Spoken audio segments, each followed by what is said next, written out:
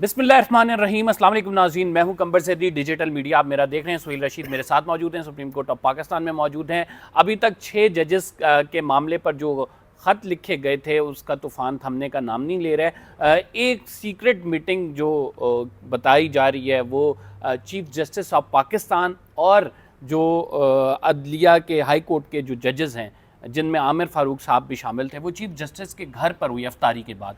इस मीटिंग में क्या कुछ हुआ, क्या चीज़ें अब वेल हो गई हैं और डेवलपमेंट्स क्या होने जा रही हैं, ये हम आपको इस व्लॉग में बताएंगे। कुछ आपको फुल कोर्ट के अंदर की गुफ्तगू जो अभी तक बाहर नहीं आई, किसी ने रिपोर्ट नहीं की, उस हवाले से भी कुछ चीज़ें डिस्कस करेंगे कि जजेस में आपस में जब ये डिस्कशन हुई कि अदलिया के अंदर इंटेलिजेंस एजेंसियों की मुदाखलत होती है तो क्या चीज़ें खुलकर सामने आई, किस तरह से जजेस ने अपने ख्यालात का इजहार किया। आज वफाकी काबीना ने जो है इजलास बुलाकर नोटिफिकेशन जारी करना था, एक कमीशन बनाना था, लेकिन रिटायर्ड जजेस पर मुश्तमिल जो कमीशन होगा वो क्या तहकीकात कर पाएगा सही तरह से। ये मिट्टी पाओ निज़ाम हुआ है, ये क्या हुआ है। सुहेल रशीद साहब, आपसे गुफ्तगू का आगाज़ करेंगे। सबसे पहले हम डिस्कस करते हैं, आज वफाकी काबीना ने, आज की ताज़ा खबर तो ये है कि वफाकी काबीना ने आज जो है वो मीटिंग होनी थी उनकी और उसके बाद अप्रूवल होना था।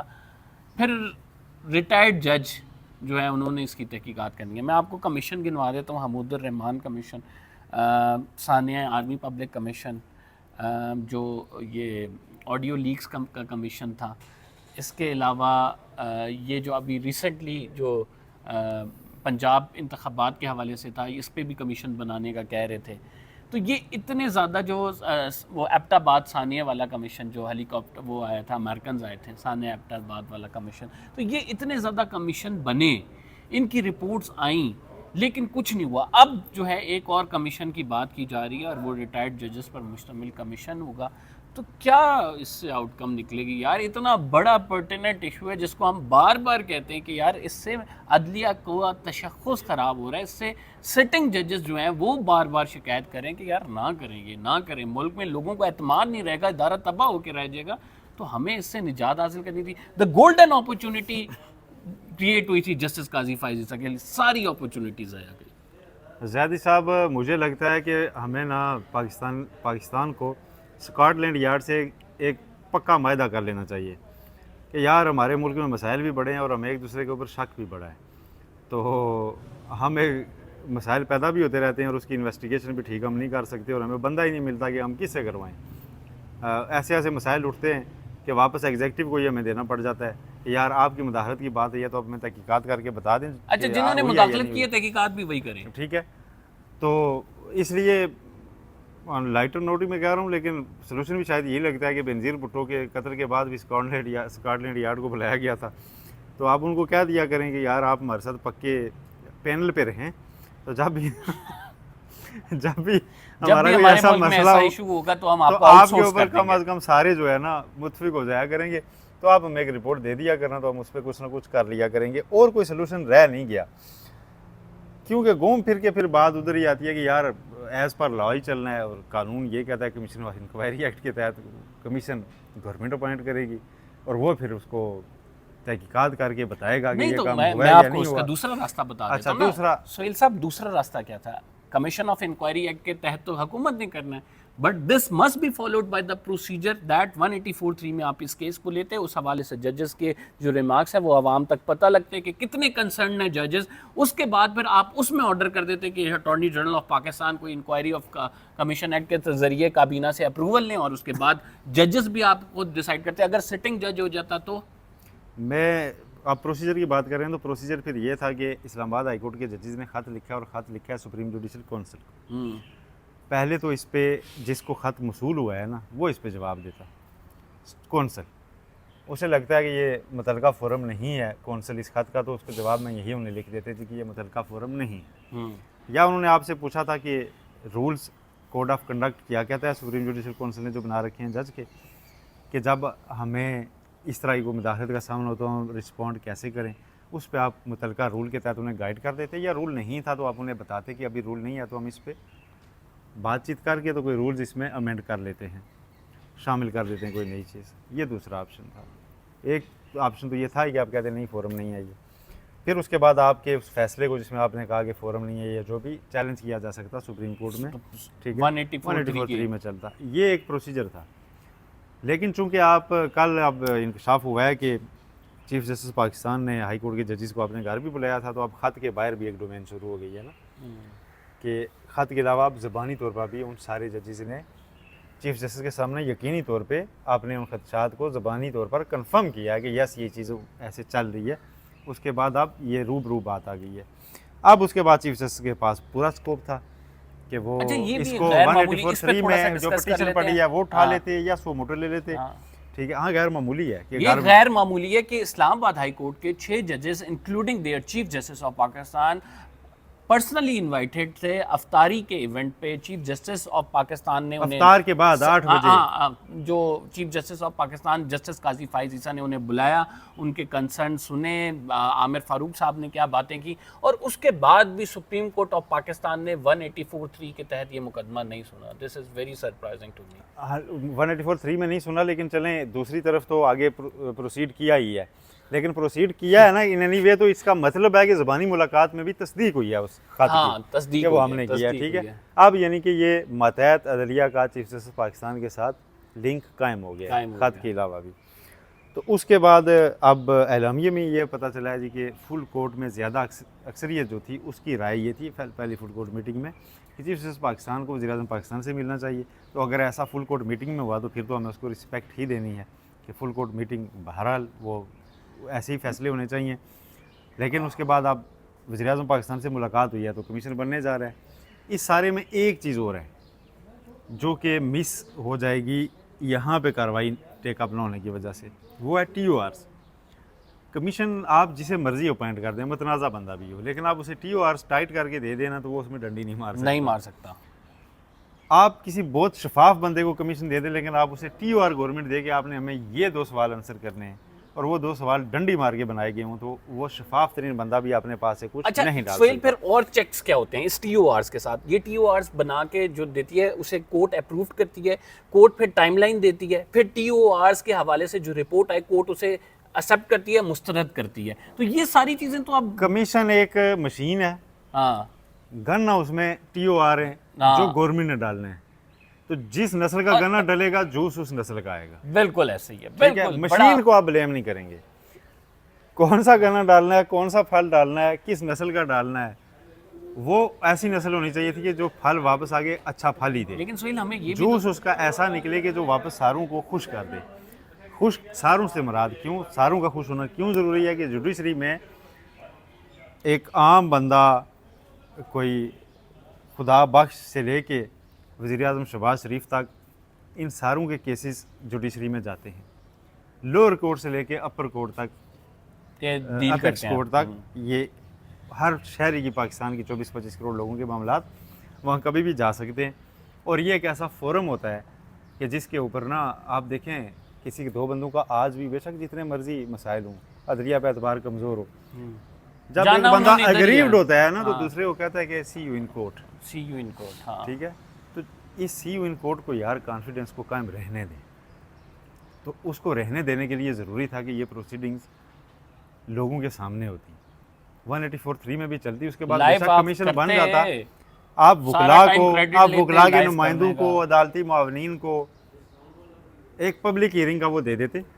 ठीक है, और उसमें वो सारे लोग आके अपनी अपनी राय दे देते। उसके बाद आप इसका कमीशन बना देते, TORs का अदालत में जायज़ा भी ले लेते। ठीक है, आप इख्तियार में मुदाखलत नहीं करते, हमें पता है। फैज़ाबाद धरना कमीशन में भी आपने सिर्फ पॉइंट आउट कर दिया था कि ये TOR मिसिंग है। फिर अटॉर्नी जनरल ने कहा कि हम इसे शामिल कर दें। उन्होंने कहा हम नहीं कहते, आप करना चाहें करें, नहीं करते ना करें, लेकिन आपने अपना एक माइंड डिस्क्लोज़ कर दिया था। फिर उन्होंने वो TOR बाद में शामिल किया था। नहीं तो फैज़ाबाद धरना केस में आपने बाउंड भी तो रखा है ना हुकूमत को, आप इतने अरसे में करें, उनके बयानात रिकॉर्ड कराएं, लेके आएँ। आपने जो पहले कमीशन ने लेकिन वो हुकूमत ने तय किया था ना, लेकिन चूँकि मामलात यहाँ तय हुए थे इसलिए ओपन थे, सारों को पता था कि TOR बनाने में जो है ना सारे लोग शामिल हुए हैं। उस पर कम अज़ कम TOR पे कोई ऑब्जेक्शन तो कर सकता ना। ठीक है, अब तो ऑब्जेक्शन भी नहीं कर सकता। अब तो सिर्फ ये हो सकता है कि वो TOR गवर्नमेंट, कल वज़ीर कानून ने बड़े फ़ख्र से ठहराव से रुक के बताया कि TOR भी ज़ाहिर है गवर्नमेंट का काम है, ज़ाहिर है गवर्नमेंट का काम है, तो फिर गवर्नमेंट बनाएगी।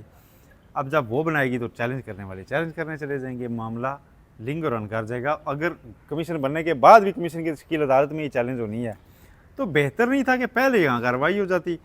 एक जो इज़्तिराब पैदा हुआ है इस सारे ख़त के बाद वो सेटिस्फाई हो जाता।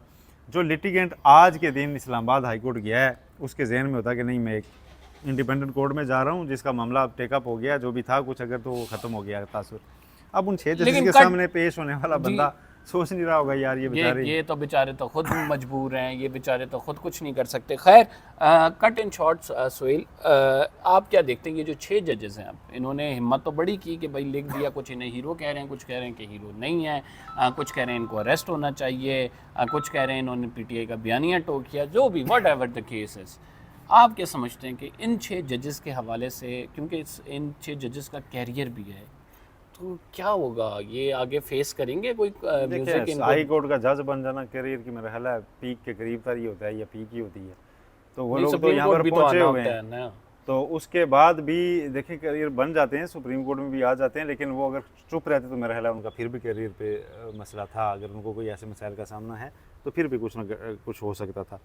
तो उन्होंने उसको बेहतर समझा, मुनासिब ख्याल किया कि उन्हें इस तरह से चीज़ें रिकॉर्ड पे लानी चाहिए, और उन्होंने इसको रिकॉर्ड पे लाया। लेकिन मैं एक उम्मीद अब भी रखता हूँ कि कमीशन में हो सकता है कोई इतना नेक नाम बंदा आ ही जाए कि जो सारी तवक्कुआत वो सारों की पूरी उतरे। और लेकिन सही मसला ये है, कमीशन ने रिपोर्ट दे दी, उस पर इम्प्लीमेंट कौन कराएगा फिर? देखिए वो भी एग्जीक्यूटिव ने कराना है। इम्प्लीमेंटेशन कल के उस एलामिये में मौजूद है।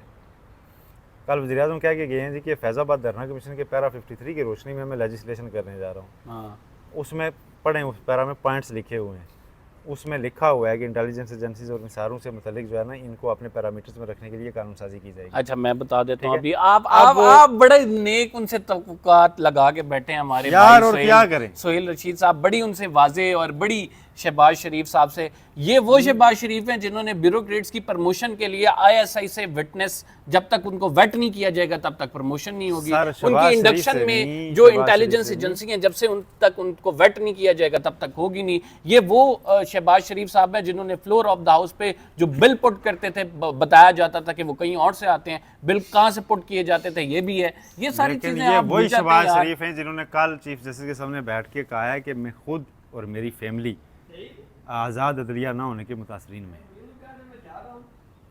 समझ गए? तो ये बात चलें, लगा लेते हैं, इसको थोड़ी सी वेटेज तो देना, हम लगा लेते हैं, थोड़ी सी वेटेज चलें लगा लेते हैं उम्मीद। इसको सोहेल के कहने पे लगा रहे हैं जी हम शहबाज शरीफ से उम्मीद। जब तक हुआ कुछ नहीं है ना, तो साफी का काम नहीं है कि उसमें पहले कीड़ा निकाले। चलें, मैंने बता दिया कि मेरे ख्याल में अभी तक जो हुआ है उसको यूं होना चाहिए था कि प्रोसीजर यूं होना चाहिए था, लेकिन कमीशन अभी चूंकि अपॉइंट हुआ नहीं है, तो मैं तवक्को कर सकता हूँ कि एक अच्छा कमीशन आ जाए और उसको, क्योंकि मामला जुडिशरी का कल एलामिया में बड़ी सख्त जुमला था कि जी चीफ जस्टिस पाकिस्तान ने वज़ीर आज़म को फेस टू फेस वाजे किया है कि ये मुदाखलत हम बर्दाश्त नहीं करेंगे। जब ये कहा है कि मुदाखलत हम बर्दाश्त नहीं करेंगे तो इट मीन्स कि एडमिट भी किया है कि यस जो जजों ने खत लिखा है मुदाखलत हो रही है। तो चीज़ें हौसला अफजा भी होती हैं, उनको देखा करें ना। चलें सोहेल साहब ने हमें एक उम्मीद दिलाई है, मोटिवेशन से दुनिया, उम्मीद पे दुनिया कायम है। हम भी इस मोटिवेशन के सहारे कि कोई अच्छे दिन भी आएंगे पाकिस्तान में, इन इदारों में जो है आपस में एक दूसरे के इदारे मजबूत होंगे। और पाक फ़ौज भी यार हमारा इदारा, इंटेलिजेंस एजेंसीज भी हमारी हैं, दुनिया की नंबर 1 इंटेलिजेंस एजेंसी भी ज़रूर है ISI, लेकिन हम जो सिर्फ क्रिटिसाइज़ करते हैं वो उनके अपनी डोमेन से निकल के जो दूसरे रोल में आ जाते हैं उसको क्रिटिसाइज़ करते हैं। बाकी तो उनके जो रॉ के हवाले से बाकी जो दीगर चीज़ें करते हैं वो काबिल सताइश है, इंडिविजुअल्स का एक्ट होता है। हाँ, इंडिविजुअल्स का एक्ट होता है, बिल्कुल सही बात की है। अच्छा चलें जी, आगे हम चलते हैं और आगे हम आपको बताते हैं यार फुल कोर्ट मीटिंग में बड़ा सुना है, धमाकेदार, बड़े जजेस ने गर्मा गर्मी भी हुई है। कुछ जजेस ने ये भी कहा कि भाई ये होता रहा है और ये ऐसा होता है, हमें इस पर ठोस इकदाम लेने चाहिए, अगर नहीं लिए गए तो फिर सफ़र करेगी। और वो जो 6 जजेस हैं जिन्होंने ये आवाज़ उठाई है वो हीरो हैं अदलिया के, उन्होंने किस तरह से आवाज़, कुछ की इससे मुख्तलिफ राय थी, कुछ कह रहे थे कि एग्जेक्टिव यार ये जो है ना तमाम काम है आइन के तहत करना उन्होंने नहीं है तो उनके ज़िम्मे डालो। तो आपके पास क्या न्यूज़ है, ये अंदर जो मीटिंग हुई है इसमें क्या कुछ हुआ? देखें यार, कंक्रीट न्यूज़ तो ऐसा, वो जजेस ही वहाँ मौजूद थे तो नहीं आ सकती, लेकिन कहने वाले ये कह रहे हैं, कुछ दीवारों के जो कान होते हैं तो उनमें से जो चीज़ें बाहर आती हैं कि उसमें थोड़ी बहुत कुछ जजेस ने ये कहा है कि यार ये कमीशन छोड़े, आप अपना ये करें, इधर सोमोटो में इसमें चलाएं और उसको सुने। कुछ ने हीरोज़ भी कहा है कि जी दे आर हीरोज़, और कुछ ने उन्हें मना भी किया है कि जी डोंट कॉल देम हीरोज़।